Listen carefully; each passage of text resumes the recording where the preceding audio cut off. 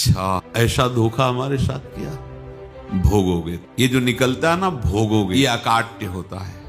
क्योंकि किसी का भी हृदय, मान लो किसी भी जीव जंतु को आप कष्ट दें और उसका हृदय आह भर जाए, तो वो आह वज्र की लीक है, तुम्हें भोगना पड़ेगा। वो आह किसी की ना लेना जिंदगी। कोई ऐसा कोई आह भर करके कह दिया तुम समर्थ हो, हम तो कुछ कर नहीं सकते, वो अंदर से दुखी, फिर तुम्हारी सामर्थ्य काम नहीं करेगी, मिट्टी में मिला देगी। ऐसा नहीं कि आप जो कर रहे हैं कोई देख नहीं रहा, कोई हिसाब किताब नहीं, जो कर रहे हैं अवश्य में भोक्तव्यम। बहुत सावधान। जीव स्वयं नित्य निरंतर कर्मों के जाल को रच रहा है और अपने आप को बांध रहा है।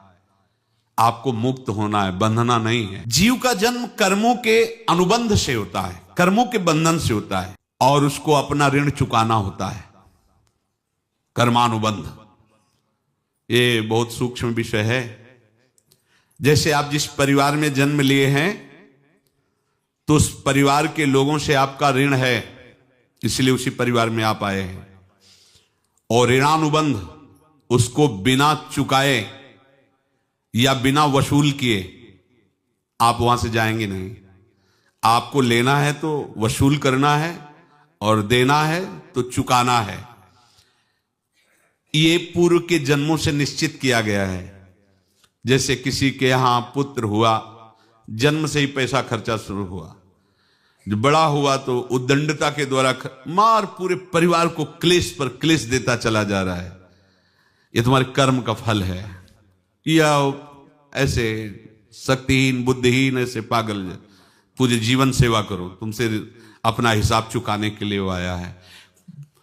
अब परिवार के जो सदस्य जुड़े आके, मतलब पत्नी आते ही पूरी हृदय में आनंद, परिवार में आनंद, और जीवन भर वो आनंद ही सुख देने के लिए उसका जन्म हुआ। वो अपना ऋणानुबंध मुक्त, और आते ही भयंकर क्लेश खड़ा कर दिया, बीच में दीवार और झगड़ा वैसा, फिर अतरे दिन मारपीट शुरू, कलह अशांति, पूरा जीवन नरक हिसाब करने आए। यहां ऋण चुकाए बिना कोई जा नहीं सकता, ऋण चुकाना पड़ेगा। किसी का ऋण वसूल करना है तो किसी को ऋण चुकाना है, दोनों काम करने होते हैं। अनेक जन्मों में अनेक लोगों के साथ हमने जो बर्ताव किए हैं, अच्छे या बुरे, वो होंगे। अब किसी आदमी को हम जानते नहीं, अचानक मिला, अचानक टक्कर लगा और मार पीट गाली गुप्ता सब कर दिया, चुपचाप सह लो। क्यों? ये आपका हिसाब है, पूर्व का हिसाब। हमारा उससे कोई द्वेष नहीं, कोई संकल्प नहीं। अचानक घटना घटी और हमसे द्वेष करने लगा, हमें पीटने लगा, हमें गालियां दे, ये हिसाब है, चुपचाप सह जाओ। अपने घर का भाई ही भारी दुश्मन बन गया और क्लेश दे, हिसाब है। एक प्रभुदत्त ब्रह्मचारी जी की वाणी में पढ़ा था, एक महात्मा जी भ्रमण करते थे, तो उस समय असरफियां चलती थी, मोहरे असरफियां, तो उनको भेंट में देते लोग। तो या तो ठाकुर सेवा में लगे तत्काल, या संत सेवा में तत्काल लगे, उसका संग्रह करके डोलना ये ठीक नहीं है। बैरागी के लिए सिद्धांत में ये ठीक नहीं है। तो जब 2, 4, 6, 8 ऐसे मोहरे हुई, तो उन्होंने विचार किया कि और भ्रमण करके जब काफी मोहरे हो जाएंगी तो प्रयागराज में जब कुंभ पड़ता है, एक बार पूरे सब अखाड़े के संतों को, अलग अलग संप्रदाय सब संतों को बुलाएंगे और सबको पवाएंगे। अब साधु है तो यही विचार करेगा, और क्या विचार करेगा। तो उन्होंने ऐसे डंडा बनवाया, बेंत, जो ऊपर से चूड़ीदार और भीतर पोला, और मोहरे उसमें डालते गए। और भ्रमण, जहां जहां श्रद्धालु भगत थे सबके यहां जाना और इच्छा रखना कि एक मोहर तो दे दे दक्षिणा में। कामना कोई भी हो वो बांधती ही है, ध्यान रखना। इसीलिए प्रभु जो चाहे वो करे, अपनी चाह नहीं रखनी चाहिए, अपनी चाह प्रभु की चाह में मिला देनी चाहिए। धीरे धीरे वो छड़ी भर गई। भ्रमण करने वाले महात्मा चूड़ी लगाई, इंतजार करते रहे। जब प्रयाग का कुंभ पड़ा तो चले। तो रास्ते में एक गांव में पूछा जाता है, जैसे कहीं रुको कि कोई श्रद्धालु ऐसा है जो संत सेवी है। तो कुछ लोगों ने बताया हाँ एक परिवार है बहुत संत सेवी है और आपको मिलाते हैं उनसे। खूब अच्छा हलवा पूड़ी पवाया और जो घर के मालिक थे चरण दबाए। चरण दबाते दबाते उनकी दृष्टि पड़ी उस डंडे पे। उनका इतना मोटा और ऊपर से कुछ चूड़ी सी भी नजर आ रही, इस डंडे में तो कोई रहस्य है ही है। अब महात्मा जी को खवा पिला के सुला दिया। महात्मा जी जब सो गए तो पत्नी से धीरे से कहा वो डंडा लाओ बाबा जी का। डंडा वो चूड़ीदार जो ही खोला पलटाया तो सैकड़ों मोहरे। ऐसे संत रोज पधारे भगवान, तुम आनंद हो जाए फिर क्या। पत्नी से कहा नाप के कंकड़ लाओ। वो तो महात्मा जी तो खाए खीर पूड़ी आराम से सो रहे।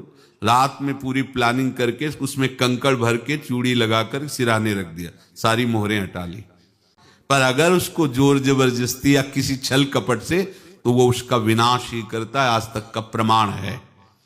अब उनको ये भाव पता नहीं होगा, या पता होगा तो लोभ के कारण वो उसको मान नहीं पाए होंगे। महात्मा जी गए प्रयाग में, किसी अखाड़े पर रुके और वहां प्रार्थना की कि कल जो है संपूर्ण अखाड़ों का निमंत्रण किया जाए और सब संतों को भोग पवाया जाए और उनको दक्षिणा भी दी जाए। महंत ने सोचा कि बहुत बड़ा है तो उत्सव है, क्योंकि प्रयाग में कितने हजारों संत महात्मा सब। तो उनका महाराज बोरों इसमें चीनी और टीनों घी लगेगा, सब व्यवस्था। बोले आप मंगाइए, एक एक हिसाब हम करेंगे, हमारे पास सब व्यवस्था है। बोले कुछ तो पहले दे दो, वो इकट्ठे देंगे हम। उनको था कि अगर हम छड़ी खोला और दो चार मोहरे दी, किसी को पता लग गया तो गड़बड़ हो सकती। बोले हम भंडारे के समय आखिरी में सब कुछ आपको दे देंगे। ठीक है। वो अपने पास से पैसे लगाकर खूब जितना सामग्री सब लाए लाखों की, और सब संतों को निमंत्रण कर दिया। संत जन निमंत्रित हो गए, भंडारा बन रहा है। तब वहां के महंत है और उनका देखो भंडारा भी बन रहा है, संतों को निमंत्रण। अब आप अर्थ की व्यवस्था कीजिए, क्योंकि इतनी बड़ी हमारी सामर्थ्य नहीं थी जितना हमने किसी तरह हमने व्यवस्था की। अब मुझे अर्थ चाहिए, तभी आगे की व्यवस्था बढ़ेगी। संतों को दक्षिणा देंगे और जिनसे अर्थ लिया उनको दे। देखो रसोई बन गई है सब। उनका छत में विश्वास नहीं तो ये अभी चूड़ी खोली। उनको तो था ना कि मोहरे हैं कंकड़। तो अब जैसे कितना उनको सदमा लगा होगा, हजारों संतों का निमंत्रण, रसोई बन, मतलब संत हो के छल कपट। तो उनका महाराज आपने तो हमारा नाश कर दिया, जो महंत थे।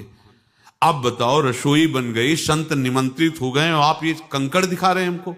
आपने तो हमें बर्बाद कर दिया, हमारी इतनी सामर्थ्य नहीं थी, आप पहले बता देते। संत होकर ऐसा छल कपट। अब वो बोले तो क्या बोले, क्योंकि उनको पता था कि मोहरे हैं इसमें। अंदर से उनका चिंतन गया उसी सेठ के पास, अच्छा ऐसा धोखा हमारे साथ किया, भोगोगे तुम। ये जो निकलता है ना भोगोगे, ये अकाट्य होता है। क्योंकि किसी का भी हृदय, मान लो किसी भी जीव जंतु को आप कष्ट दें और उसका हृदय आह भर जाए, तो वो आह वज्र की लीक है, तुम्हें भोगना पड़ेगा। वो देखो भीष्म जी को भोगना पड़ रहा है ना। सांप को ऐसे धनुष की नोक से उठाया और बंबूल के कांटों के ऊपर फेंक दिया, कई दिन तक छेदा हुआ, वो आह भर करके मरा। तो आपको 6 महीने बाणों की सैया पर आह किसी की ना लेना जिंदगी में। कोई ऐसा कोई आह भर करके कह दिया तुम समर्थ हो, हम तो कुछ कर नहीं सकते, और अंदर से दुखी, फिर तुम्हारी सामर्थ्य काम नहीं करेगी, मिट्टी में मिला देगी। फिर ये तो संत थे और भगवत आराधना के लिए, संत आराधना के लिए ही ऐसा किए हुए थे।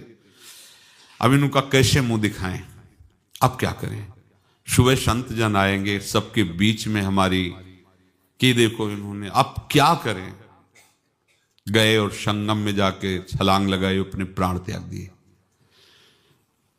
अब उनके तो पास मोहरे थी और व्यापार बढ़ा, और 9-10 महीने बाद ही लड़का हुआ।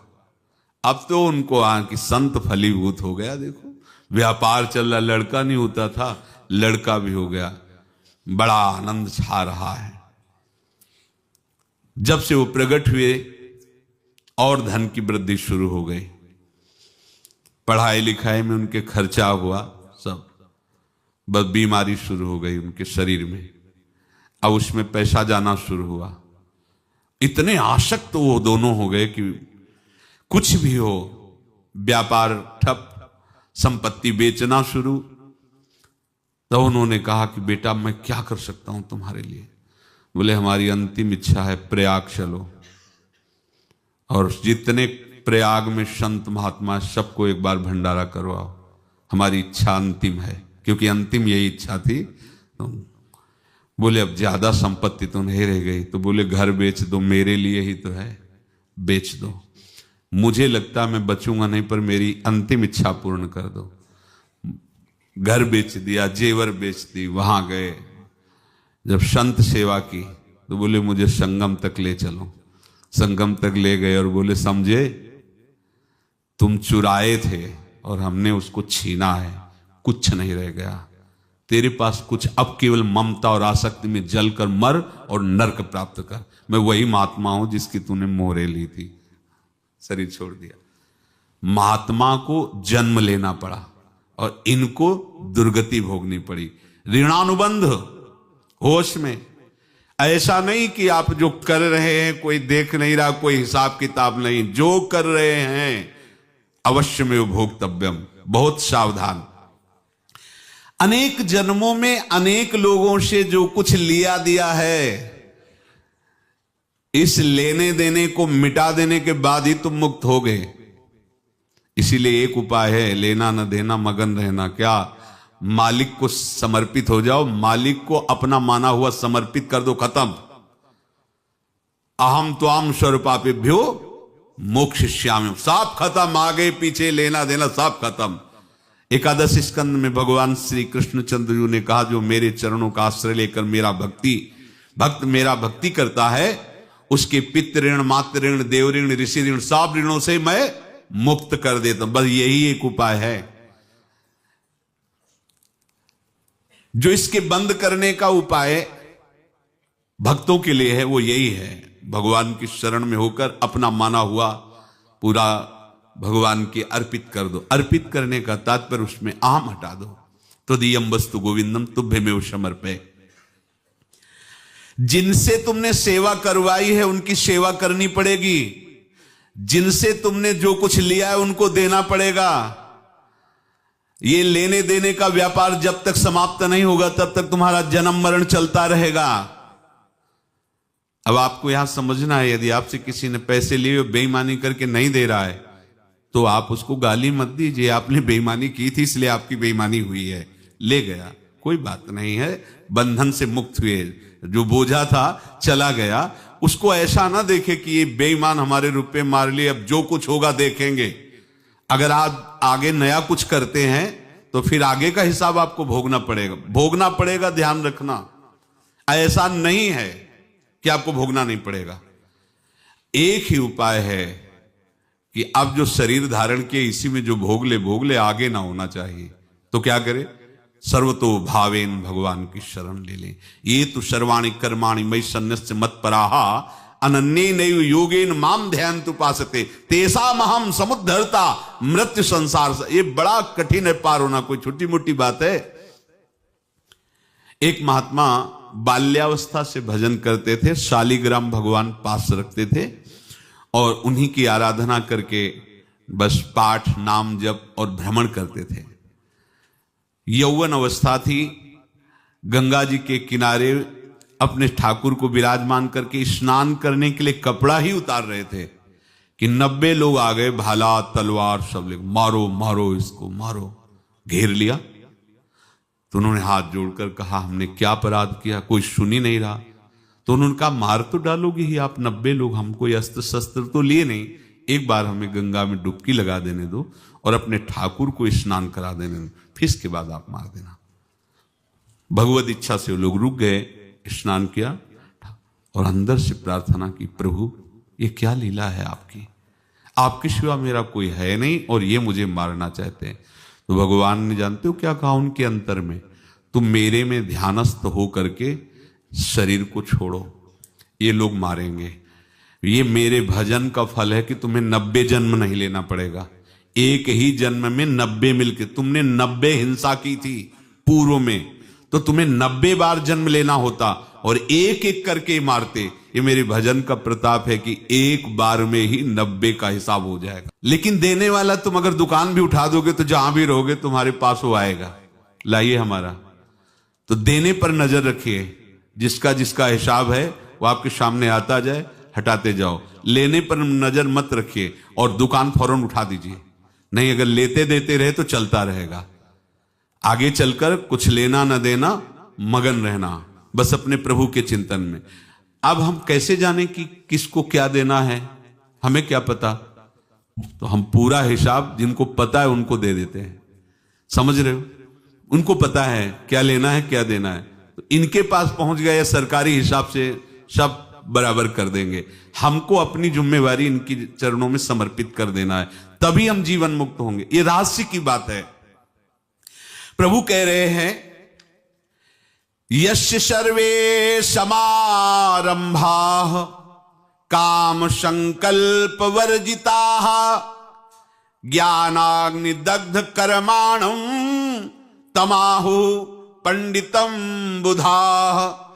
जिसके संपूर्ण कर्मों के आरंभ संकल्प और कामना से रहित हैं तथा जिसके संपूर्ण कर्म ज्ञान रूपी अग्नि से जल गए हैं, उसको ज्ञानी जन भी पंडित कहते हैं, बुद्धिमान कहते हैं। पूज्य श्री भाई जी महाराज कह रहे हैं, जैसे वहां ज्ञानाग्नि से दग्ध कह रहे हैं, तो अपने वृंदावन वासियों का प्रेमाग्नि से सब कर्म संस्कार दग्न होते हैं। जिस समय आपके हृदय में भगवत प्रेम का प्रादुर्भाव होगा तो लेश मात्र कभी तुम्हें दुख नहीं भोगना पड़ेगा। प्रेम का प्रादुर्भाव होते ही दुख का नाश हो जाता है, महासुख। जब प्रेम का प्रादुर्भाव होगा तो समस्त पाप भस्म हो जाते हैं, अशांति नष्ट हो जाती है, संसार ज्वाला स्पर्श भी नहीं कर सकती है। जब भगवत प्रेम का प्रादुर्भाव होता है तो हो सकता है उस उपासक के जीवन में दुखों का पहाड़ टूट पड़े, परिवार खिलाफ, शरीर रोगी, अव्यवस्था, बहुत बहुत कुछ, सब कुछ। कह रहे हैं इतना सब होने पर भी उसके हृदय में कोई भी दुख नहीं होता। ऐसा सामर्थ्यशाली भगवत प्रेम है। भगवान के चरणारविंद का जिसके हृदय में प्रेम है, भारी से भारी दुख भी उनको विचलित नहीं कर सकता। हेलो गाइस, नमस्कार, प्रणाम, राधे राधे, जय श्री श्याम। आप सभी कैसे हैं? सभी स्वस्थ रहिए, मस्त रहिए, अपने काम में व्यस्त रहिए, जैसे कि मैं व्यस्त रहती हूँ अपने कामों में। तो आप बताइए, आप लोग कहाँ कहाँ से वीडियो देखते हैं? तो लाइक कमेंट शेयर जरूर कीजिएगा, वीडियो को ज़्यादा से ज़्यादा सपोर्ट कीजिएगा। तो सभी स्वस्थ और मस्त। जय माता दी, जय माता।